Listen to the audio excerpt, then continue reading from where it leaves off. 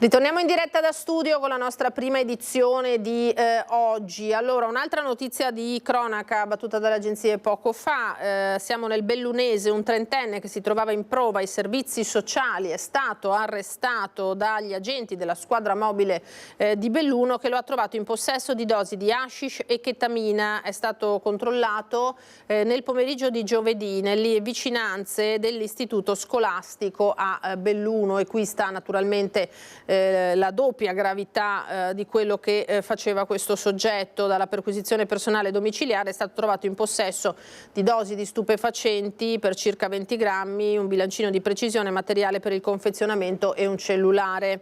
È stato posto agli arresti domiciliari. Ieri pomeriggio il GIP del Tribunale ne ha disposto la custodia cautelare in carcere. Dunque un presunto spacciatore con hashish e chetamina vicino alle scuole.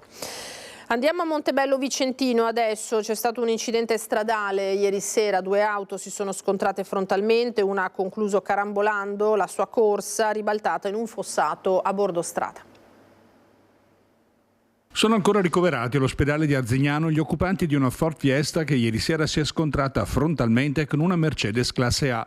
L'incidente stradale è avvenuto verso le 20 in via Lungochiampo a Montebello Vicentino. È stato necessario l'intervento anche di una squadra di vigili del fuoco per estrarre i feriti e mettere in sicurezza l'auto, che è finita rovesciata in un fossato sul bordo strada. Il conducente dell'altra vettura è rimasto illeso. La dinamica dell'incidente è al vaglio della polizia locale, che ha effettuato i rilievi. E c'è un aggiornamento anche sulla tragica morte di Davide Rebellin, il campione di ciclismo, perché il camionista che lo investì poi fuggendo ha deciso di ricorrere in appello chiedendo uno sconto di pena dopo la condanna a 4 anni. Il dramma di Davide Rebellin si consumò il 30 novembre del 2022 a Montebello Vicentino, quando fu travolto e ucciso dal camionista tedesco Wolfgang Rieke, che poi si allontanò dal luogo della tragedia. Condannato a 4 anni di reclusione per omicidio stradale aggravato, oggi l'autista 64enne del TIR, che affida la sua difesa agli avvocati Enrico Ambrosetti e Andrea Nardin, punta a uno sconto di pena. La difesa infatti sosterrebbe che l'incidente sarebbe il risultato di un concorso di colpa e per questo presenta appello contro la sentenza pronunciata dal Tribunale di Vicenza. Per i giudici, che nel frattempo hanno depositato le motivazioni della sentenza, la responsabilità sarebbe del camionista, ricoverato in una struttura a causa di un grave problema di salute. In un passaggio delle motivazioni emergerebbe che se l'autotrasportatore avesse inserito l'indicatore di direzione, si sarebbe attivata la telecamera posta sullo specchietto retrovisore e collegata con uno schermo in cabina, quindi il camionista avrebbe potuto accorgersi della presenza della bicicletta di Rebellin. Ed è davvero uno stillicidio di notizie riguardanti maltrattamenti, violenze nei confronti delle donne, perché prima di proseguire con i servizi vi leggo l'ennesima notizia di stamattina. Ve ne ho già proposte 2 purtroppo e ce n'è una terza. Colpisce la compagna con un martello al culmine di una serie di maltrattamenti compiuti davanti al neonato della coppia e viene arrestato, così dice l'ANSA. L'episodio risale alla tarda serata di domenica 23, ma è stato riferito anch'esso oggi dai Carabinieri di Verona. Questa chiamata era arrivata dalla zona industriale di Soave, una donna con in braccio un neonato che aveva bisogno di aiuto, picchiata dal compagno ubriaco che si trovava ancora all'interno del loro camper parcheggiato poco lontano. Immaginate un po' la circostanza. Ha raccontato di essere stata colpita all'altezza della mano e della caviglia, un 35enne di origini romene, senza fissa dimora, evidentemente ubriaco, è stato bloccato e condotto in caserma. Nella perquisizione del camper è stato trovato il martello utilizzato per questa aggressione, per cui l'uomo è stato arrestato e condotto al carcere di Montorio con l'accusa di lesioni personali aggravate dall'uso di un'arma bianca. Queste sono state anche le ore del primo bilancio della Prefettura di Padova sui controlli in zona rossa e in stazione, proprio nelle ore immediatamente seguenti ai dati che aveva fornito il Ministro dell'Interno Matteo Piantedosi su questo provvedimento fortemente voluto dal Viminale per contenere il degrado delle zone più calde delle città, dei capoluoghi. Il gruppo leghista padovano proprio nelle scorse ore ha fatto il punto sulla situazione con il sottosegretario alla giustizia Ostellari. 28 persone allontanate dall'area della stazione, oltre 5.200 identificati è il bilancio dei primi 20 giorni della zona rossa a Padova, oltre 600 gli agenti impegnati nei controlli. Questi i dati forniti dalla prefettura per fotografare le prime 3 settimane dall'introduzione del provvedimento che resterà in vigore fino al 6 aprile. La zona rossa della stazione è l'unica ad essere stata individuata a Padova dopo la direttiva ministeriale inviata ai prefetti per definire aree critiche per la sicurezza dove potenziare i controlli. In stazione a Padova il sottosegretario alla giustizia Ostellari ha incontrato alcuni residenti che si sono detti più sicuri dopo l'introduzione della zona rossa. Permette che cosa? Maggiori controlli, una maggiore presenza di forze dell'ordine e che quindi garantisce un investimento in tema sicurezza. A sentire dalla voce dei cittadini che le cose funzionano per noi è una grande soddisfazione. Lo stiamo ovviamente facendo non solo a Padova, in tante altre città del nostro paese e le risposte sono positive ovunque, quindi i detrattori, coloro che che avevano manifestato contro questo strumento, secondo me oggi registrano una loro sconfitta. Perché non lo diciamo noi, ma lo dicono i cittadini. La zona rossa aveva creato notevole dibattito in città. Anche parte della maggioranza in Consiglio Comunale si era detta contraria al provvedimento, come le consigliere di Coalizione Civica Chiara Gallani e Marta Nalin. Ma per la Lega si tratta di strumenti a sostegno dei cittadini. Sono strumenti che stanno funzionando bene, rasserenano il vivere civile. Il cittadino si sente protetto e ovviamente lo si fa dove c'è l'emergenza. Il sottosegretario non si sbilancia su una possibile proroga del provvedimento, sarà il prefetto a decidere. Sono strumenti temporanei per loro natura. La temporaneità di questo strumento ovviamente si misurerà nel tempo con sempre con l'organo che ha operato la sua prima istituzione. E andiamo allora a sentire le testimonianze dei residenti della zona rossa della stazione di Padova. Io lavoro in via Tommaseo qui, ecco.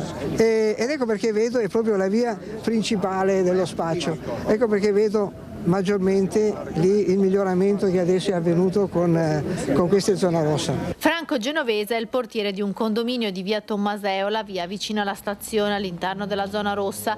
Dal suo osservatorio privilegiato ha rilevato i cambiamenti avvenuti con i controlli intensificati previsti dal nuovo provvedimento. Sono spariti tutti praticamente, o quasi tutti, quelli che prima stazionavano e che spaventavano la gente. Per cui adesso uno può passare tranquillamente, sia in qualunque orario, sia a mezzogiorno, sia la sera, sia la notte, per dire. Cioè lì non trovi più nessuno che ti contrasta e ti fa paura. Prima la situazione era più difficile a causa della presenza di molti spacciatori. Si avvicinano col fatto di volerti vendere la droga, ti chiedono se vuoi la droga, questo, quell'altro, e poi in modo aggressivo vogliono che o che la pigli per forza o comunque se no ti minacciano. Ecco, questo qui non è una cosa accettabile. Il problema però sorge col fatto che nel momento che terminerà questo controllo possono tornare nuovamente e quindi si ritorna nuovamente a prima.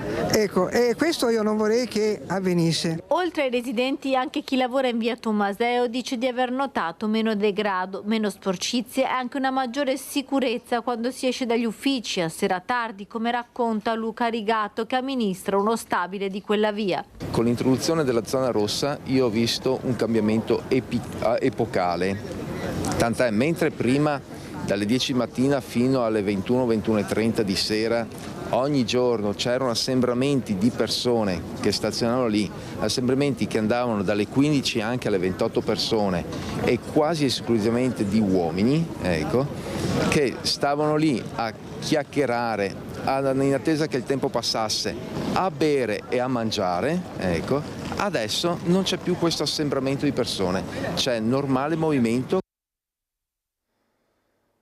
L'altra faccia della medaglia è la situazione delle carceri. Ieri mattina politici e membri dell'associazione Nessuno Tocchi Caino sono stati in visita al carcere femminile della Giudecca. Dubbi sulla sezione dedicata in particolare alle mamme con bambini.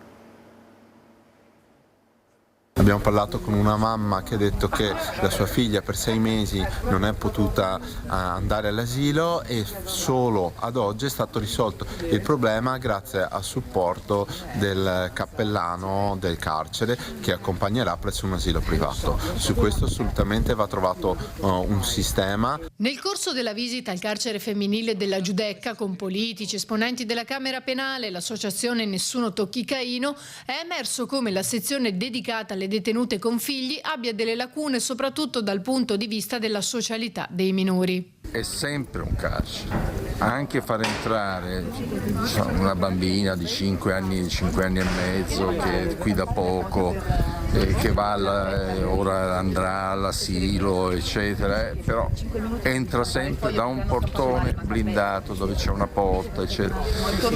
Non è educativo. Io credo che strutturalmente questo ICAM qui di Venezia non sia adeguato per detenere madri con figli piccoli. Ci sono però poi anche altre questioni da affrontare. In Consiglio nell'ultimo periodo ci siamo molto spesi affinché venisse trattato il tema delle carceri e di tutto quello che ci ruota intorno, dal sovraffollamento da un lato al reinserimento lavorativo e di educazione per la nuova partecipazione alla società delle persone ristrette che poi escono. Su questo abbiamo chiesto che vengano formulate nuove convenzioni con le società partecipate del Comune per fare in modo che le persone ristrette possano contribuire con il loro lavoro. Al carcere maschile di Venezia, invece, nel carcere maschile è detenuto Alex Lucchesi in questo momento, il 52enne arrestato, lo sapete, per la sparatoria di Chiarano, il tentato omicidio lunedì scorso del Genero. Abbiamo incontrato il suo difensore e questa mattina è previsto l'interrogatorio di garanzia. Sentiamo cosa ha detto il legale. Anzi no, saltiamo questo servizio regia perché cercheremo di darvi ulteriori aggiornamenti più tardi invece su questo argomento, perché come detto alle 11:30 c'era l'interrogatorio di garanzia. Ieri il legale ci aveva detto di averlo trovato piuttosto confuso Lucchesi e di non essere ancora stato in grado di stabilire una linea difensiva. Lo incontrava questa mattina, gli aggiornamenti ve li daremo appena possibile. Ci sono indagini dei carabinieri a tutto campo invece a Vigonovo per cercare di chiarire come sia andata la vicenda dei colpi sparati a ripetizione in strada di cui hanno dato testimonianza diversi cittadini con le segnalazioni alle forze dell'ordine. Sentiamo. Nessuno sa cosa sia accaduto precisamente, ma la paura giovedì pomeriggio a Vigonovo è stata tanta. Molti cittadini infatti hanno sentito una raffica di spari, 6 o 7 colpi all'altezza del ponte che porta verso Galta. Nessun ferito, ma molte segnalazioni ai carabinieri giunti sul posto con i giubbotti antiproiettile e che ora indagano per capire chi sia stato e soprattutto perché. Hanno recuperato i bossoli a terra e scaricato le immagini delle telecamere di videosorveglianza. Tra le ipotesi anche la presenza di una macchina che in corsa avrebbe scaricato i colpi prima di allontanarsi. La targa però sembrerebbe fasulla. Nelle vicinanze c'è un campo rom dove alcune ore prima era stato segnalato un po' di movimento, forse per dei festeggiamenti in corso. A Zero Branco, nella Marca Trevigiana, invece i 2 arresti di 2 soggetti giovani, 23 e 28 anni, da parte dei carabinieri per l'ennesimo tentativo di truffa dello Specchietto. Pensate che questi 2 giovani sono stati bloccati dai militari dell'Arma proprio mentre accompagnavano l'anziano preso di mira a prelevare al bancomat. 23 anni lui, 28 lei, 82 lo sventurato automobilista a cui avevano puntato i due giovani truffatori di origine nomade per mettere in atto la classica truffa dello specchietto, in questo caso sventata a zero branco dall'arrivo dei carabinieri del nucleo operativo radiomobile della compagnia di Treviso, che giovedì pomeriggio 27 febbraio hanno arrestato i due truffatori domiciliati a Treviso per tentata truffa aggravata in concorso, mentre accompagnavano l'82enne al post Mata di Vionalese 41 per fargli prelevare tra i 200 e i 300 euro a titolo di risarcimento. Che hanno tentato di raggirare un 82enne di zero branco con la scusa della solita truffa dello specchietto, quindi hanno fatto credere all'anziano di essere stato il responsabile di un incidente stradale e nell'occasione, paventandogli un rincaro assicurativo, gli hanno chiesto di fare un prelievo al bancomat per risarcire il danno. I due truffatori, processati per direttissima, ora si trovano domiciliari a Treviso con l'obbligo di presentarsi per 3 giorni alla settimana presso la stazione delle forze dell'ordine. L'invito dei carabinieri a prestare la massima attenzione e a segnalare episodi sospetti in cui le vittime sono spesso persone anziane. Fanno leva sulla vergogna che sorge in loro una volta che sono rimasti vittime di questi reati. Per cui ecco, il maneggio del contante è sempre sconsigliato, quindi quando vi chiedono dei contanti su strada o altre cose sappiate che nessuna agenzia istituzionale richiede denaro in contante, per cui diffidate ogni volta e chiamate il 112. E non si fermano, lo sappiamo bene, ve lo raccontiamo purtroppo quasi quotidianamente, i furti nella Marca. Stavolta c'è stato un colpo a Preganziol, le telecamere di un'abitazione hanno immortalato il ladro con in mano addirittura un piccone. Eccolo, immortalato dal sistema di videosorveglianza, il ladro che mercoledì sera ha messo a segno un furto in un'abitazione di Borgo Verde, località di Preganziol. Nelle immagini si vede un uomo con un berretto in testa, in mano un piccone. Sembra atteso veramente un'uscita improvvisa della padrona di casa, perché non era veramente prevista un'uscita, e dopo 13 minuti, perché poi con le telecamere è riuscita a vedere, sono entrati dentro questa abitazione sfruttando un piccone anche abbastanza importante, quindi rompendo tutti i chiavistelli delle porte, degli scuri, e poi anche internamente proprio sono andati ovunque a cercare oro e via, in maniera un po' più dettagliata, cioè proprio cose preziose. Viste le tempistiche, è ipotizzabile che Illa o i ladri abbiano seguito i movimenti della proprietaria di casa. Vuol dire veramente che era vista, anche perché poi sono entrati, probabilmente si erano accorti che c'erano delle telecamere e sono fuggiti da un'altra uscita dove non c'erano più le telecamere, per magari evitare di essere visti in viso al ritorno, quindi sapevano che erano visti alle spalle, poi magari non hanno visto la telecamera dentro casa che li ha immortalati. Intanto nelle ultime ore sulla pagina Facebook di Furti in Corso molti cittadini avevano espresso preoccupazione per la presenza di un drone in volo a San Cipriano di Roncade. Ci pensa Demma a rassicurarli. Questa persona mi ha contattato proprio ieri sera, è una persona molto coscienziosa che si è resa conto che il suo semplicemente usare un drone legalissimo, perché ha le patenti e tutto quanto, il drone è a norma, è assicurato, ha creato questo panico. Si diverte normalmente a usare il drone, adesso lui ha detto che ritirerà un pochino la situazione. Sappiamo purtroppo che ad oggi non c'è nessun pregresso per l'uso dei droni, e in più diciamo che ahimè abbiamo visto che non hanno bisogno di droni, loro stanno lì, vedono quando usciamo, entrano e vanno via, non vanno a investire migliaia di euro su un drone che alla fine non gli porta nulla. E poi c'è il caso che arriva proprio dalla Marca trevigiana, che è salito alle cronache nazionali e di cui tanti hanno parlato in queste ore, quello delle larve trovate nella pasta servita alla mensa della scuola elementare di San Cipriano di Roncade. Famiglie e sindaco chiedono una risposta urgente alla ditta incaricata del servizio. Non è giusto, dopo si chiedono perché non mangiano. Ci sarà una risposta.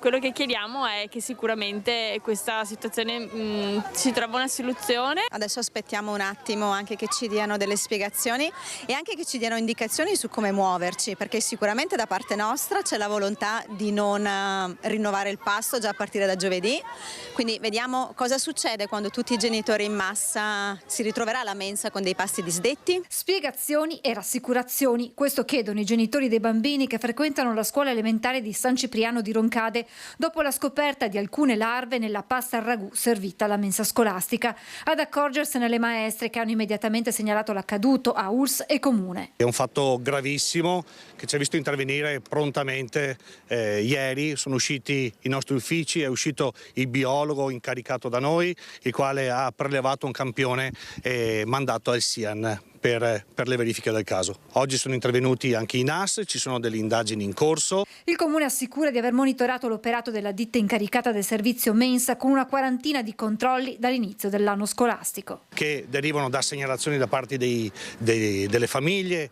da parte dei referenti mensa, ma anche dei controlli fatti a campione da parte nostra, da parte dell'assessore che settimanalmente va a controllare all'interno delle mense qual è la situazione. Questi controlli in base al capitolato hanno portato anche a delle penalità. Nel pomeriggio il sindaco ha convocato un tavolo urgente con i responsabili della ditta e con l'istituto comprensivo in attesa dell'esito delle analisi effettuate sui campioni prelevati. Saranno fondamentali, indipendentemente che questa tipologia di verme fosse stata già presente nell'alimento, fosse caduta non so da dove. A me non interessa, quello che mi interessa è la salute dei miei ragazzi, quindi l'azienda mi deve dare delle risposte veloci. Sul caso interviene anche la CGIL, che chiede un incontro urgente con il Comune e la scuola per fare chiarezza sulla situazione della mensa. Intanto emerge che lo scorso 12 febbraio, durante il pranzo, nella mensa della scuola elementare di Fagarea di San Biagio di Callalta, una bambina ha trovato in una polpetta un pezzo di plastica. Il Comune si è subito mobilitato, segnalando l'accaduto alla ditta incaricata, la stessa di San Cipriano, e all'ULSS 2. Che da subito ha avviato i relativi procedimenti, incaricando anche il NAS delle opportune verifiche. Dalle risultanze dei NAS però non è emerso alcuna anomalia nei procedimenti che si verificano al centro di cottura. Siamo in attesa di ulteriori sviluppi, il nostro controllo e la nostra attenzione sono sempre massimi. Ed è durata quasi 3 ore la riunione convocata proprio d'urgenza, lo avete sentito dal sindaco di Roncade, con la ditta incaricata del servizio mensa, con l'istituto comprensivo, i referenti della mensa e il comitato genitori. È stata chiesta all'azienda una risposta che vogliono ricevere giovedì prossimo le famiglie, quando riprenderanno le lezioni dopo la pausa di carnevale. Intanto il Comune, insieme alla dirigente scolastica, sta valutando la possibilità che i bambini portino il pranzo al sacco da consumare a scuola. Dalla sua, la ditta ha spiegato che quel giorno erano stati preparati 280 kg di pasta suddivisi in 64 contenitori distribuiti in 34 plessi di 8 comuni. 7 di questi sono arrivati a Roncade, 2 a San Cipriano, solo in uno sono state trovate le larve. L'azienda ha poi assicurato che verrà organizzato un presidio all'interno di ogni mensa e che si interverrà sui menù scolastici. Nel bellunese adesso, perché l'ULSS 1 ha fatto il punto sugli interventi sulle piste da sci, che sono in consistente aumento. Come si comportano gli sciatori, cosa sbagliano e cosa rischiano? A fare il punto ci prova l'ULSS 1 Dolomiti, che dal 6 dicembre a ieri è stata chiamata sulle piste 1439 volte, con un 18% in più rispetto a un anno fa. Abbiamo movimentato i nostri mezzi su ruote ben 955 volte, abbiamo avuto un 50% in più delle missioni di elisoccorso con 144, questo per dire che bisogna sciare con prudenza, con attenzione, perché sciare è divertirsi anche, e sciare con prudenza, con attenzione vuol dire sciare e divertirsi se stessi, ma soprattutto avere anche rispetto di chi ci sta attorno. Il 50% degli interventi sono stati dei codici verdi, ma purtroppo c'è stato anche un 5% di casi, anche drammatici, da codice rosso, nel 97% dei casi per motivi traumatici. A fare il maggior numero di richieste il comprensorio della Marmolada e quello di Cortina. 87 gli interventi chirurgici che si sono resi necessari, di cui 13 pediatrici. Numeri su cui riflettere, anche con l'aiuto di chi scia per lavoro, invitato a spiegare come prevenire gli incidenti facendo uso di buonsenso, preparazione e prudenza. Nello sci calzano gli sci e vanno già giù probabilmente a 100 all'ora con il corpo ancora addormentato e quindi anche quella fase di ambientamento e riscaldamento secondo me potrebbe essere una cosa molto da curare molto per evitare eventualmente altri infortuni, insomma. E è uno sforzo importante, sarà chiamata la sanità del Veneto anche per presidiare le Olimpiadi di Cortina Milano 2026. Se riusciamo andiamo sulla pagina del Gazzettino, perché ci dice che già 613.000 sono stati i biglietti venduti finora su 1,5 milioni. Gli acquirenti giovani d'Europa, Stati Uniti, Gran Bretagna e Svizzera, col ministro Abodi che era in Veneto nei giorni scorsi e che dice saremo pronti, sarà un successo universale. Gazzettino tra l'altro che fa anche il punto sui redditi dei consiglieri veneti: Barbisani il più ricco, salgono Zaia e Lorenzoni, Mantovan la più povera dell'intera giunta. Questa è la situazione. Allora in regia ci sono Renato Capoia, Marco Gagliazzo, andiamo in pubblicità per qualche istante e poi torneremo con le nostre ospiti.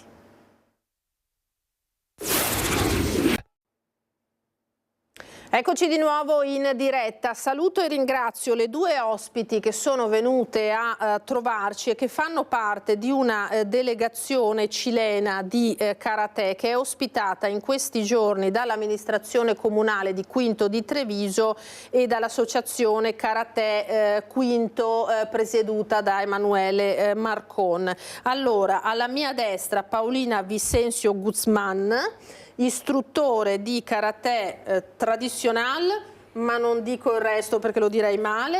Come la società Veronica si chiama? Associazione de Karate do Shotokan Chihuayante. Molto bene, l'avrei sbagliato. Veronica Mora Gallegos, che è direttore tecnico, mentre Paolina è istruttore di karate. Esatto. Grazie. Allora Paolina parla spagnolo, abbiamo capito, però comprende l'italiano. L'italiano. Benvenuta. Mentre Veronica ci aiuterà un po' nel tradurre. Allora, fanno parte di questa delegazione cilena di karate, ma c'è una storia nella storia, nel senso che Paolina ha scritto anche un libro che giovedì prossimo presenterà agli studenti dell'Istituto Comprensivo di Quinto di Treviso, che parla della sua vita, dice inizio a vivere a 41 anni, perché Paolina ha una storia non solo sportiva ma anche precedente, diciamo, perché giovanissima, quando però aveva già 2 figlie, è stata incarcerata sotto la dittatura di Augusto Pinochet in Cile e racconta anche un riscatto attraverso lo sport. Quindi questa sua presenza nella Marca trevigiana, abbiamo detto che questa delegazione è qui per i mondiali di karate che si svolgeranno al Palaverde e questa delegazione è ospitata al Plesso Pio X, tra l'altro di Quinto di Treviso, quindi anche il comune che ha organizzato. No? Allora, prima di passare a Paolina, partiamo con Veronica. Siete qui da alcuni giorni, come sta andando? Siamo arrivati lunedì, sempre ospite dal maestro Emanuele Marcon, sua associazione, il sindaco ci ha salutato. Stiamo benissimo facendo allenamento anche a Treviso con il maestro Ofelio Michelan e sua squadra che è tanto eccellente a livello tecnico. Stiamo imparando soprattutto anche per i ragazzi prendere una esperienza di vita importante. È vero che ci sono degli atleti che non erano mai usciti dal Cile, che fanno parte di questa delegazione? Quasi tutti sono giovani che forse non possono avere un'altra possibilità di andare via da soli, senza i genitori, perché è anche troppo costoso. Certo. E possiamo venire come squadra, lavoriamo perché possano venire tutti o quasi tutti.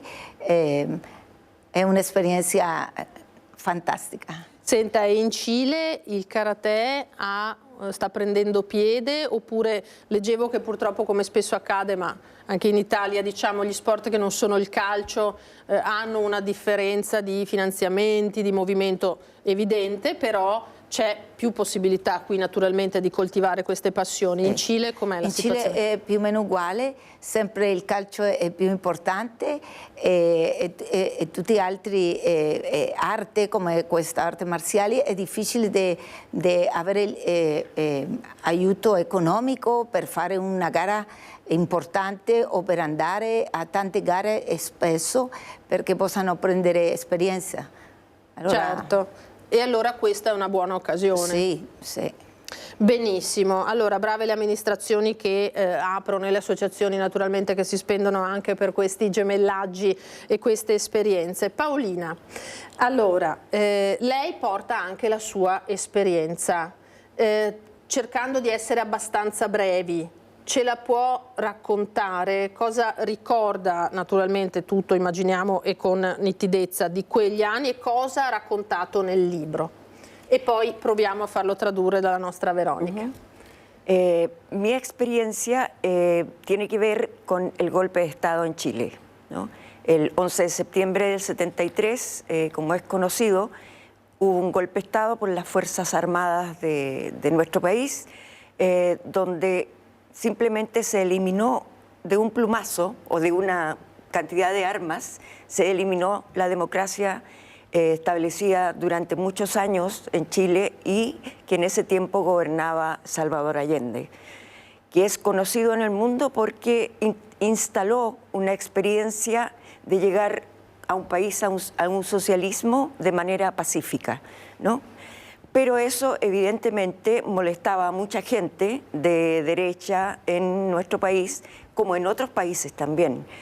Entonces esa experiencia o ese intento de un cambio a través de la democracia, de cambiar un país, fue truncado, cortado por los militares de mi país. Chiedo scusa, la fermo. Penso che comunque i nostri telespettatori abbiano capito. Insomma, Paolina fa riferimento al golpe che ha portato alla destituzione e poi all'uccisione di Salvador Allende in Cile nel 73. Lei aveva quanti anni, Paolina? ¿Cuántos años tenía en ese tiempo? 24 años. Quindi giovanissima, Jovencísima, già sí. mamma, con una famiglia. Con dos hijas. Y esas dos hijas vivían conmigo, yo estaba divorciada ya, vivían conmigo en casa de mis padres. Todo estaba normal, pero ese día del golpe me tomaron detenida a las 8 de la mañana, el 11 de Lei si è septiembre. trovata incarcerata. Con quali motivazioni? Nunca supe por qué. Non ha mai saputo perché. Nunca me preguntaron qué había hecho para tenerme presa. Pero sí, de a poco, como transcurrió mi historia, me fui dando cuenta que el que me tuvieran presa largos años, largo tiempo, tenía un motivo, y ese motivo era quitarme a mis hijas, ¿no? Legalmente quitarme a mis hijas. Portarle via le figlie. Perché il marito era sostenitore de Pinochet. Y tenía mucha influencia en mucha gente, y por lo tanto me mantuvo presa. Después tuvo presa a todo el resto de mi familia, a mi madre, a mi abuela, a mi padre, y el resto de la familia tuvo que arreglárselas económicamente como pudo, pero atentos a qué podían hacer.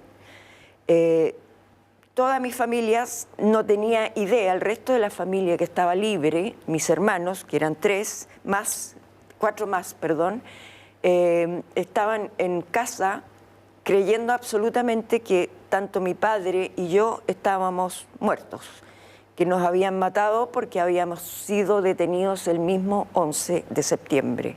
Chiedo scusa, qui forse sulla famiglia non ho capito tutto, se Veronica ci può spiegare. La famiglia non sapeva nulla. Riesce a guardare più la telecamera che può, questa qua davanti, ecco qua. Veronica, grazie. Sua famiglia non sapeva del suo padre e di Paolina per 4-5 mesi mentre loro erano incarcerati, allora pensavano che erano morti. Quindi terribile. E lei quanto è rimasta in carcere? ¿Cuánto tuviste? Estuve desde el 11 de septiembre hasta el 4 de febrero de 75, de 1974, perdón. 6 meses. E quando è uscita cosa ha trovato? Quando saliste che cuando salí expulsada de Chile junto a mi padre a Argentina, a Buenos Aires. Desde allí intenté por todos los medios, incluso Naciones Unidas, de contactarme con mis hijas. Siempre quise llevármelas conmigo, ¿no? No fue posible. Non ha più ritrovato le figlie? No, no pude ni contactarlas las veces que llamé por teléfono. No podía hablar con ellas porque no lo permitían.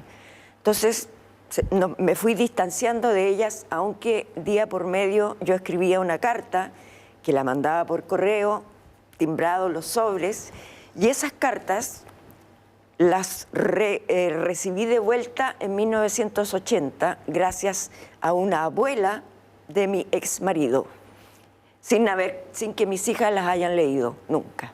Quindi non è riuscita a sapere nulla delle figlie? Sì, e lei scriveva lettere per le sue figlie tutti i giorni e dopo tanti anni le hanno dato quelle lettere senza aprire.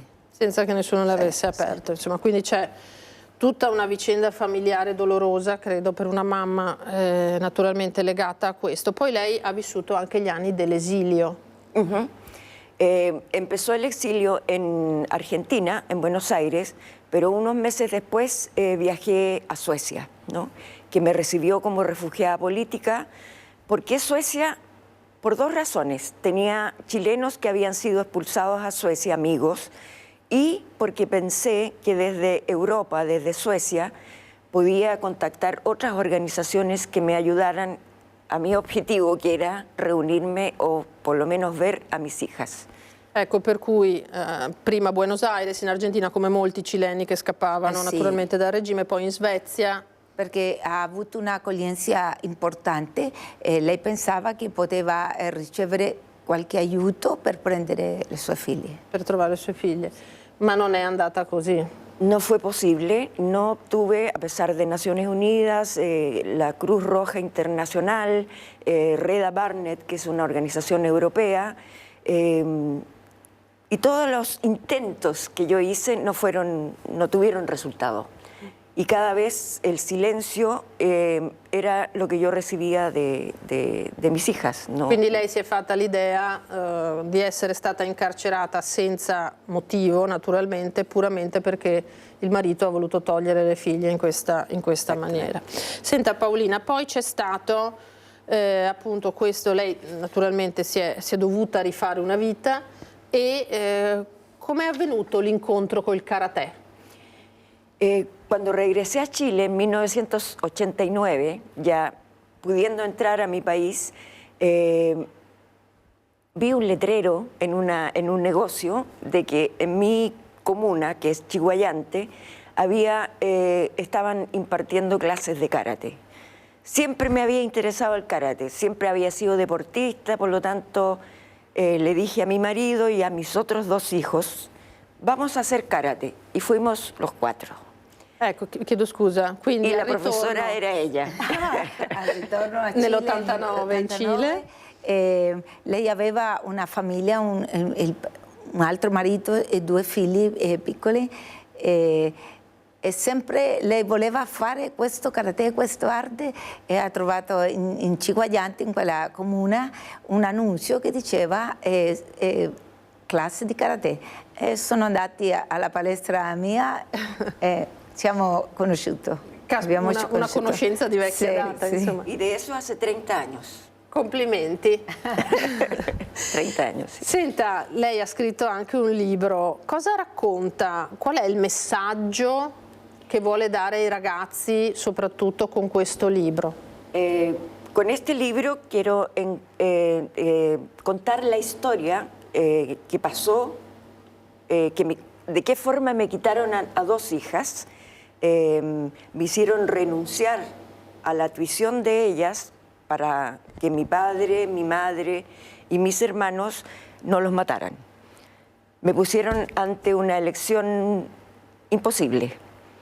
Entonces, no pude contar mi historia, no pude hacer nada en ese entonces, pero siempre la traía como una gran carga, como un gran peso, y pensaba que esta historia yo de alguna manera tenía que contarla al resto para que sirviera, les sirviera y nos sirviera a todos para darnos cuenta la importancia que tiene participar en las decisiones que se hacen en su país, en mi país en este caso, para evitar que por gente que se conoce o que tiene poder use ese poder para hacer cosas como esta, ¿no? Para destruir la democracia, para hacer que un gobierno autoritario decida y haga y la gente amiga de ellas reciba los favores. Aspetti che proviamo a sentire, ecco Veronica. Lei vuole dare questo messaggio che l'importanza della democrazia in tutti i paesi, che non si veda che quello che sono amici o vicini al governo possano prendere favori che siano non corretti. Certamente, quindi raccontare quella che è, sappiamo, non so se riusciamo, ecco qua il libro che ha scritto Paolina, raccontare quello che è una vicenda di cui per tanto tempo si è detto troppo poco, senza dubbio, il colpo di Stato in Cile e appunto avere cura della nostra democrazia. Approfitto. Cosa ne pensa anche di quello che sta succedendo negli Stati Uniti? Non so se ha visto il presidente Trump con il presidente Zelensky in questi giorni, cioè, che impressione le fa? Justamente lo que te decía, ¿no? Debemos comprometernos en cuidar la democracia en cualquier país, porque la democracia, está demostrado históricamente, es la única posibilidad que tenemos de ponernos de acuerdo para hacer cosas que sean beneficiosas para todos. Y eso es un poco el mensaje que quiero mandar con el libro, pero también a través de lo que me ha pasado a mí, después de escribir el libro, que lo escribí hace ya varios años. No es broma lo que puede pasar. Lo vemos con Trump, lo vemos con Putin, donde gobiernos autoritarios usan su poder para hacer prácticamente lo que quieren, y eso no es bueno para los habitantes de cualquier país. Ecco. Lei dice che la democrazia è l'unica strada per fare quello che la società ha bisogno di imparare, di avere. L'esempio di Trump, di Putin, che fanno quello che vogliono fare con la società, con questo che non è una democrazia. Certamente, per cui sente preoccupazione per la democrazia nel mondo? Siento preocupación justamente por tantos países, tenemos Argentina por ejemplo también, y otros países que optan o buscan una vía no democrática para solucionar sus problemas, pero en realidad solucionan los problemas propios, no los che tienen cada pueblo de cada país. Certamente, grazie Paolina. Veronica, torniamo al karate perché abbiamo pochi minuti ancora. Allora, cosa vi attende in questi giorni prossimi? Adesso solo fare allenamento, migliorare concentrazione e fare la gara lo meglio che possano fare questi Quando agonisti. Si svolgerà? Sabato 8 e domenica 9 a Ponzano, al Palacicogna di Ponzano, che è la Hair Cup è una gara internazionale. Benissimo, quindi una bella responsabilità. Sì, una sfida importante. Siete emozionati? Tanti. Sì. Ecco, una delegazione, abbiamo detto, di 11 atleti e 3 accompagnatori. Come vi trovate nelle scuole che vi hanno allestito per ospitare? Noi un albergo 5 stelle. Benissimo, ringraziamo sempre il maestro Marcon, al sindaco, a tutta la comunità di Quinto di Treviso.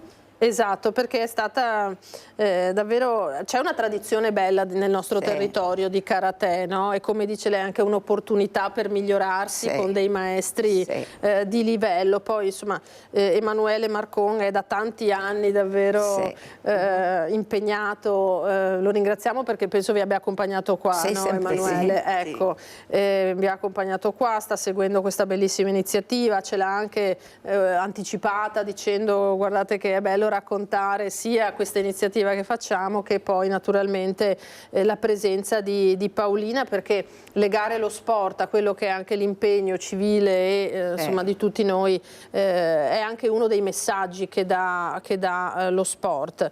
Ci sarà modo di venirvi a vedere in queste gare? Ci sarà pubblico, immaginiamo di sì? Sì, è pubblico, sì. Comincia alle 8 fino a mezzogiorno. Più o meno, perfetto, quindi sono 1100 atleti che fanno la gara. Però, quindi una bella esperienza. Atleti immaginiamo che provengono da dove? La maggioranza italiani, noi cileni, ho visto Germania, la Svizzera, Austria e Israele. E anche, ecco, vedi, perché poi lo sport unisce, no? A prescindere da tutto quello che sta... Lo stesso linguaggio nel dojo.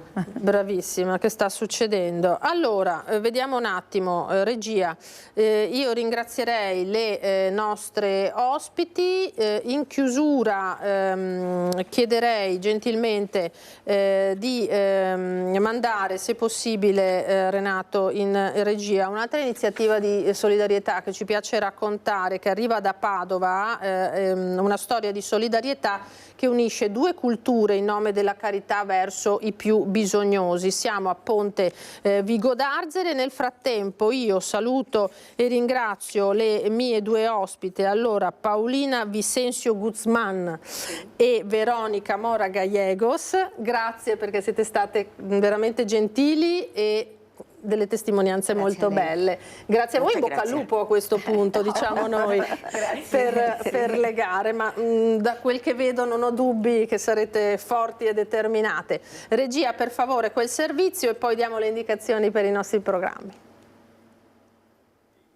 Uniti nella carità verso i più bisognosi, la parrocchia di San Giovanni Battista e il centro culturale islamico al nord di Ponte Vigo d'Arzere in queste settimane hanno messo in campo insieme una raccolta di cibo e indumenti da destinare all'asilo notturno del Torresino. La donazione avviene in concomitanza con l'inizio del Ramadan e della Quaresima, che quest'anno cadono nello stesso periodo. Domani il Ramadan e mercoledì comincia invece il tempo della Quaresima, dove è fondamentale anche nella vita della comunità cristiana è ritrovare il senso della sobrietà per la condivisione e il sentire, come diceva il nostro Rajan, il sentire nella nostra pelle che cosa significa aver fame per poter essere ospitali nella verità. Solo una strada divide la parrocchia di Don Daniele e il centro culturale islamico di cui si è fatto portavoce Raja Iftikhar Khan della Commissione Stranieri. Insieme hanno deciso di sensibilizzare i loro fedeli alla carità, pilastro sia del cristianesimo che dell'Islam, hanno spiegato. È così che in poche settimane hanno raccolto coperte, indumenti, cibo e beni per l'igiene personale che attraverso il coinvolgimento dell'assessora al sociale Margherita Colonnello sono stati consegnati all'asilo notturno del Torresino, che ogni giorno ospita e dà rifugio notturno a senza tetto ai bisognosi. Un gesto di comunità che unisce due culture in nome della solidarietà.